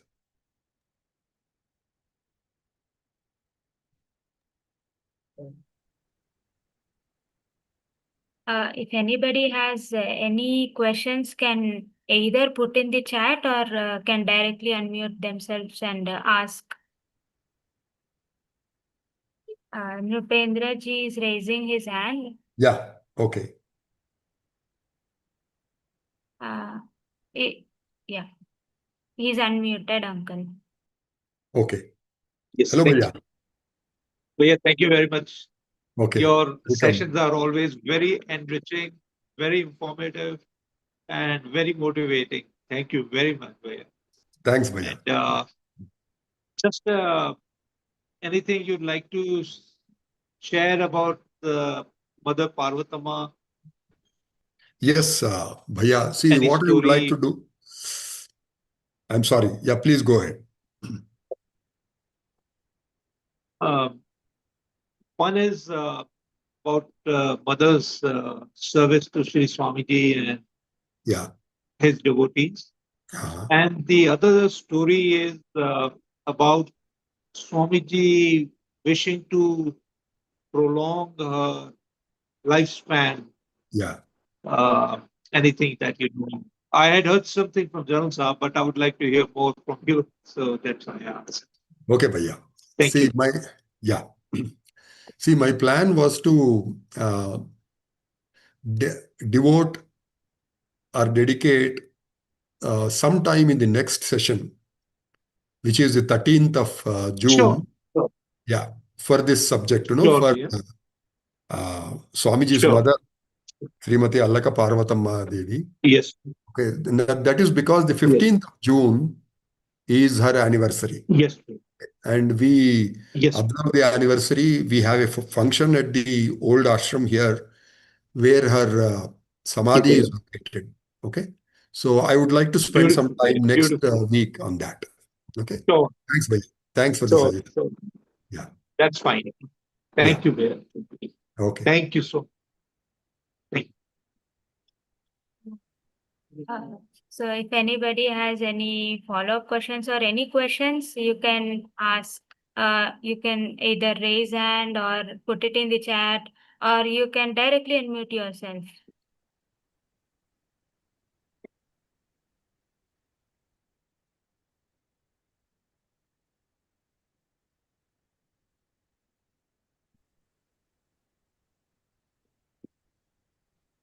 Anna, can I ask one question? Yeah, Vijayaka.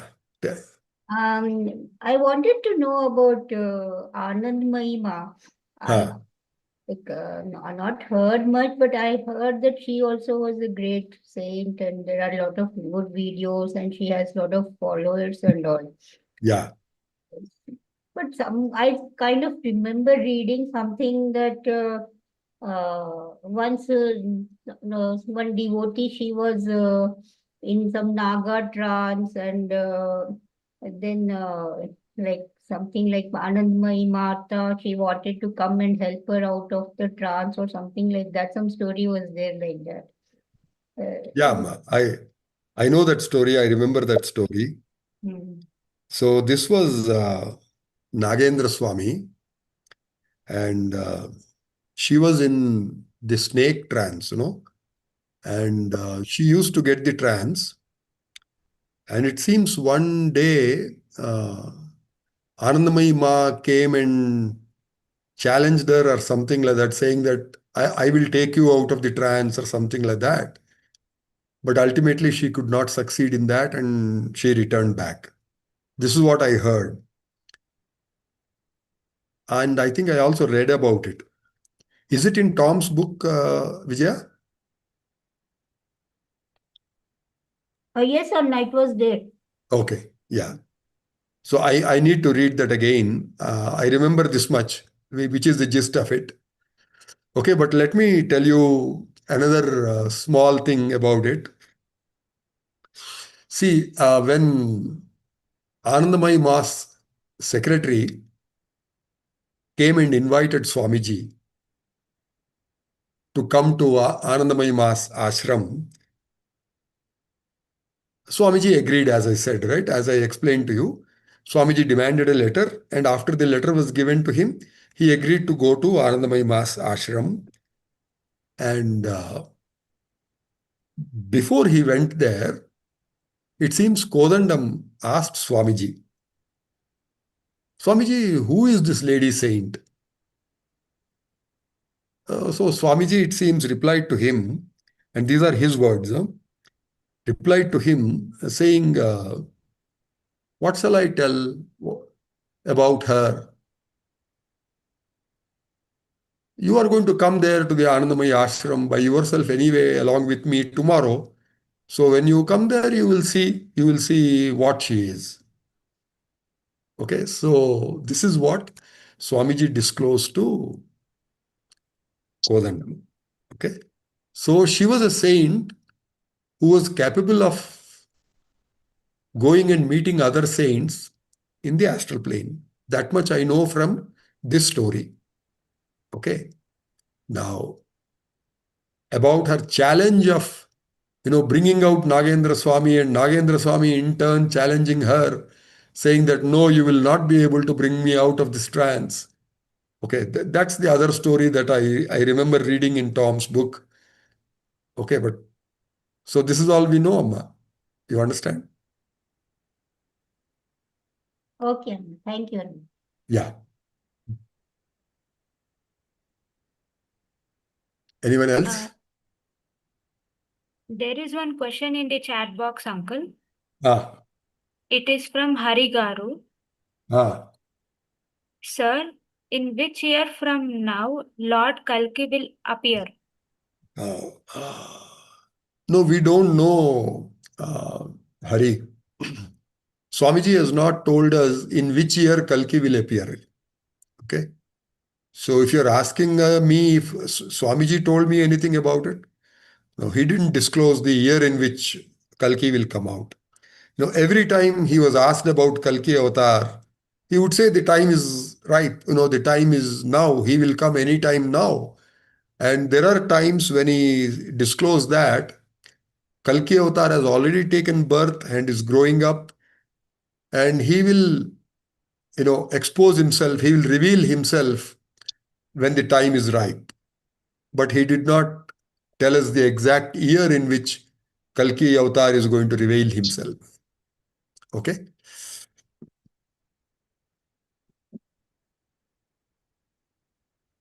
Do you have any questions, Amma, Navya? I do not have any questions, Uncle. Okay. How about Balu? Uncle నేను ఒక question అడిగాను అప్పుడు first 18th ఏప్రిల్లో Ah, about Suryaloka travel చేశారు కదా స్వామీజీ. ah. అది time అయిపోయిందని కొంచెం హడావిడిగా ముగించారు. అవును బాలు. సో మళ్ళీ ఏమైనా చెప్తారా అంకల్ ఇప్పుడు? కాదు, మరి ఇప్పుడు చెప్పమంటావా లేకపోతే అందరూ ఉండగానే చెప్పమంటావా, లేదా ఇప్పుడు అందరూ ఉన్నారా ఇప్పుడే చెప్పచ్చా ఏంటి? ఆల్మోస్ట్ 20 మెంబర్స్ ఆల్మోస్ట్ అందరూ ఉన్నారు అంకల్. అందరూ ఉన్నారా? Okay Balu.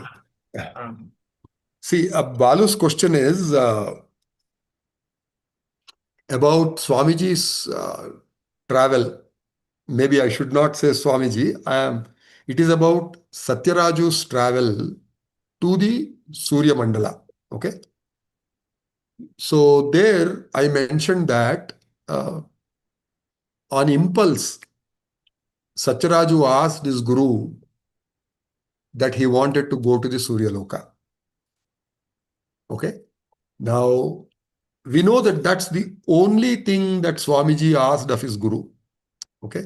Besides the question as to who are you, Swamiji asked his identity. Who are you and who is the other person who appears in front of me? So besides that question, this is the only thing that Swamiji asked of him. I want to go to the Surya Loka.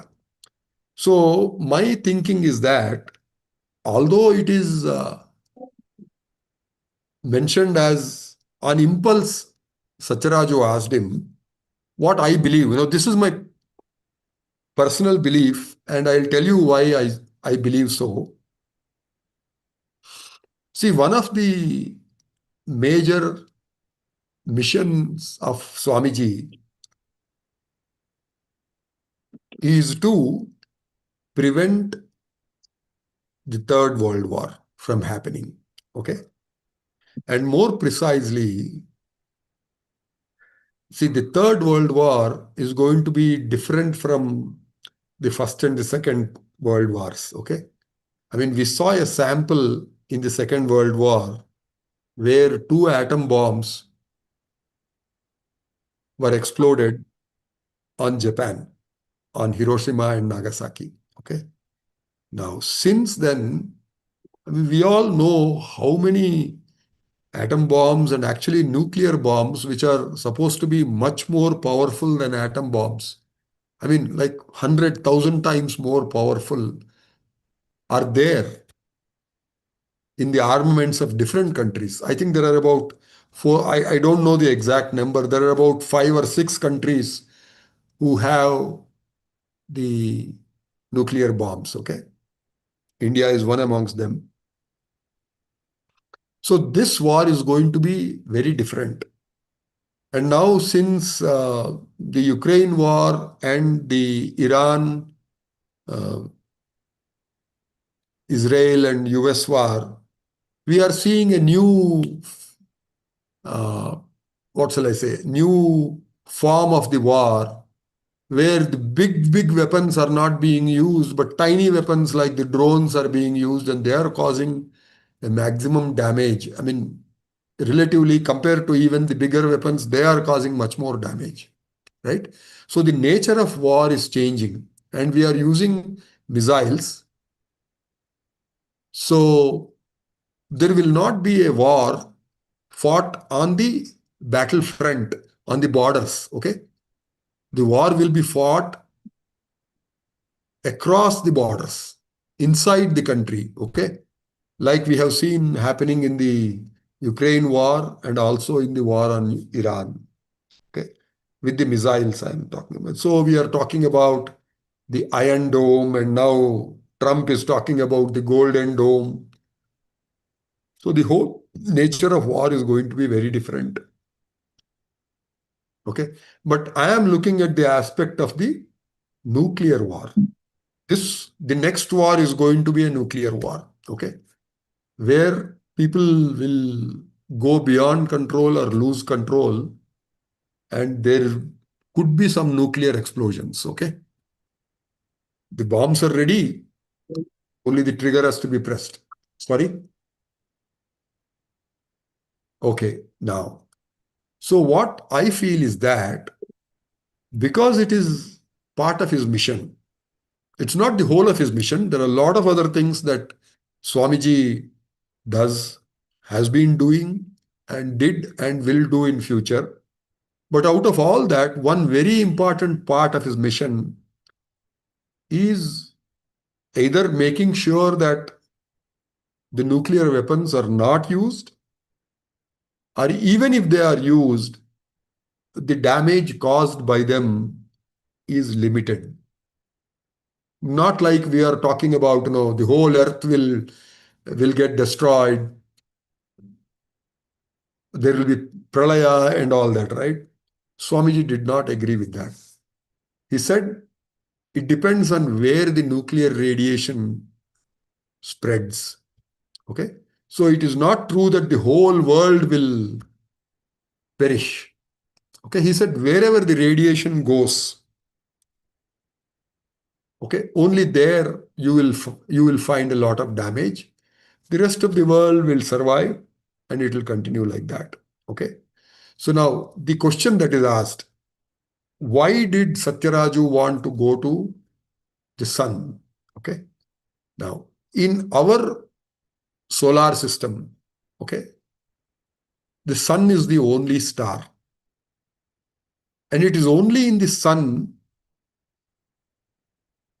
that there is continuous nuclear fusion and fission happening all the time. It has been happening for millions of years, and it will continue to happen for millions of years.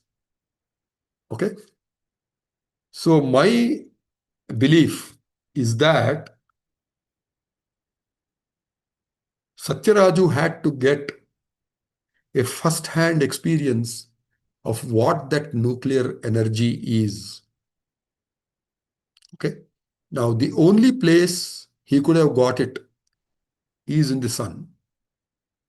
Nowhere else there is nuclear energy here, except inside the reactors. But there it is very controlled, and so we are able to generate the power out of that, right? But that's not what will happen when a nuclear bomb is exploded. It will not be under control, right? So I think it is for this reason, to get a first-hand experience of what nuclear explosion is, or nuclear fusion and nuclear fission is, that Satyaraju asked to be taken to the sun. Okay. And he got that experience. Okay. Again, see, while going to the sun, Lord Shiva or his guru had asked him to keep his eyes closed. And they went there in a moment. Okay. And they went directly into the sun, onto the surface of the sun. Okay. Where Swamiji told us it's like the surface of the earth, meaning it's not as hot as we imagine. Okay. It's cool, like it is on the earth. May not be the exact temperature that I am talking about, but it is cool there, and there are rivers, there are seas, there are hills, trees, like on earth. On the sun also there is this kind of an atmosphere. Atmosphere as well as the terrain, as well as the plants, vegetation, life, everything is as it is on the earth. Okay? But on the way back, he did not close his eyes. He was not asked to close his eyes. Okay? And so he explained to us that he experienced the heat while coming back to the earth from the sun. Okay? So when they cross the, what do you call that? The orb of the sun. Okay? The flame that is around the sun. Okay? When he crossed that, the heat was so intense. And see, I am talking about the astral body of Swamiji. Swamiji did not go there. Satyaraju was not taken there in his physical body. It was not his physical body that was taken to the sun. It was his astral body that was taken to the sun. And even the astral body had suffered so much because of the intense heat on the way back that Lord Shiva made Satyaraju, the astral form of Satyaraju, take a dip in every ocean and every river on the way back, is what Swamiji told us. Okay? To cool him down, to remove the effect of that heat that he had encountered while returning from the sun, while crossing the orb of the sun. Okay?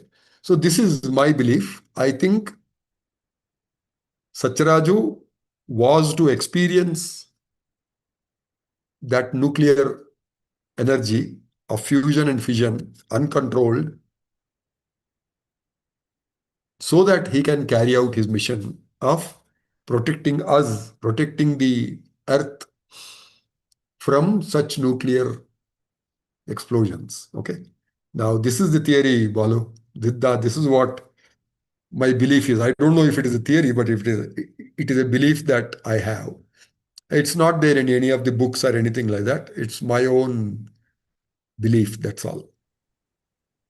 Is it clear, Balu? Okay. Any other questions?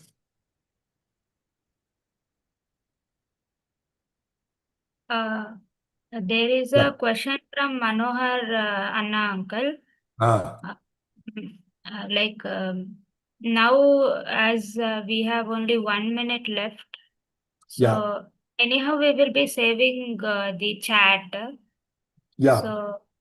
So shall we take that up in the next session, or can we continue with the No, question, not uncle? now. See, Oh, because it's okay for us, but then there are people who are from other countries, right? And they would have plans and everything set up. So it will not be correct to continue this. I mean, it's a good question. We will take it up in one of the subsequent satsang sessions. Okay? okay, uncle. Yeah. Bye.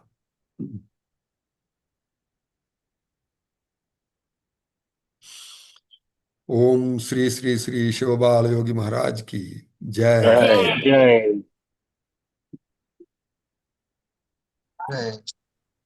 Thanks, Balu. Thanks, Navya. Thanks, uncle. Ah, Thanks, Uncle. Thank you, Satsang team. okay.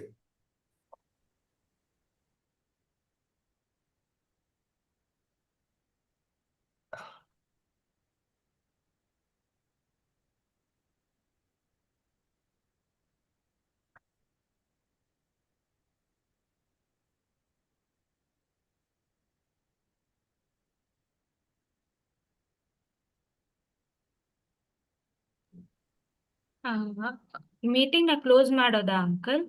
Ha, Navya. You okay please go uncle. ahead and close the meeting, Navya. End the meeting. Yeah. Okay. Thank you uncle. Thank you very much. Welcome, Navya. Thanks for your help. You did a good job. Yeah. Swamiji's blessings. Thank you. Okay, Amma. Shivabalayogi Maharaj ki jai. Jai. Right. Jai-